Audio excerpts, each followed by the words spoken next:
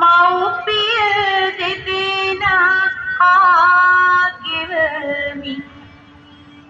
දුර කතර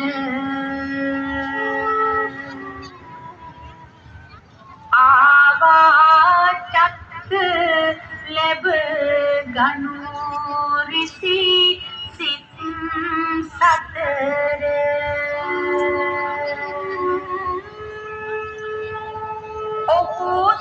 ඔහුදක්ෂයකි ගුරුනට ගරු කළ නිතර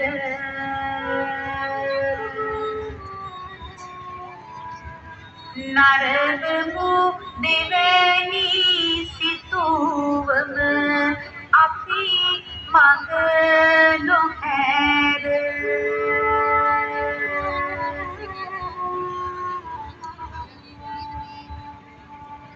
කුඩා කාලයේ ඉඳන්ම චත්ත ඉතාමත්ම දක්ෂයි. කාර්යශූරයි. ඉතා කෙටි කලකින් තම ගුරුවරයාගේ හිත දිනා ගනිමින් දක්ෂ විදිහට ශිල්ප හැදෑරුවා ඔය අංක දෙක දන්න සිතුවමේ පෙන්වා දෙන ආකාරයට. කාලය ගෙවෙන්නේ අනම ඉක්මනට. චත්ත දැන් කඩවසම් තරයි. සියලු ශිල්ප මනාකොට උගත් ප්‍රඥාවන්තයෙක් හැටියට අවසන් කළා ඔහු සිත් සතර හදාලා.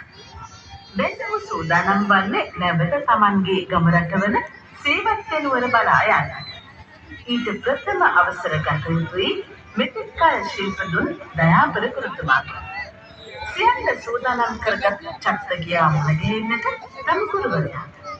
මුණ ගැසී අවසර ලබා ගන්න ගමකට පිටත් වුණා. බලන්න පින්වත්නි මේ දර්ශනීය විසක් මහත්වරණේ ඔය තුන්වෙනි රූපරාමුව දෙස ප්‍රණාම වේවා ගුරුතුමනි. දරුව චත්ත සියල්ල සෝදානන්ද නැමත ගම් රට බලා යන ගමන. එහෙමයි ගුරුතුමනි.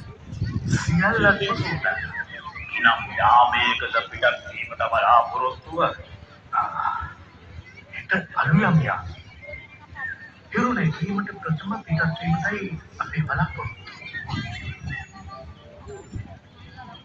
මට තාම මතකයි ඔබ කුඩා අවදියේ දෙමාපියන් කැටුව මෙහි